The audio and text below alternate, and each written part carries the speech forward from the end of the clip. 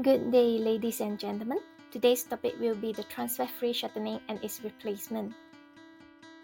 In this video, 4 sections will be presented. The first section is introduction, and the second one is literature review, followed by problem statement, and lastly, the recommendation and conclusion will be discussed as well.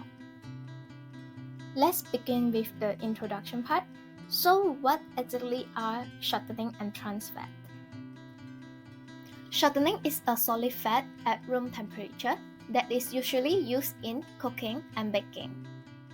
It is produced from animal fats and vegetable oil. Vegetable shortening is a partially hydrogenated product that contains trans fat. Trans fat is bad for human health as it causes an increase in LDL and a decrease in HDL, which may cause heart diseases. Therefore, we should reduce consumption of trans fat, and trans fat replacement are developed. There are many ways to produce trans fat-free products, including modified hydrogenation and interesterification.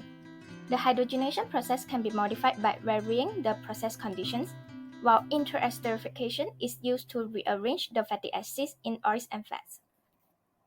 Furthermore, palm oil can also be used to produce trans fat-free shortening due to its unique composition, which comprises of 50% of saturated fatty acids and 50% of unsaturated fatty acids.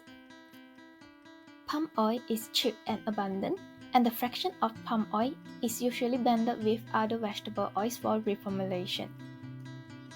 However, there are some challenges hampering the development of trans fat replacement. First of all, developing new shortening is expensive and time-consuming. Besides, extensive testing is required to guarantee the taste of new shortening.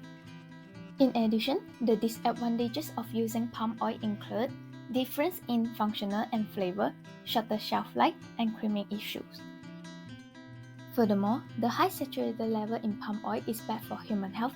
Meanwhile, the expansion of plantation is likely to cause deforestation and wildlife depletion. Next, a few solutions and suggestions are discussed based on the problems.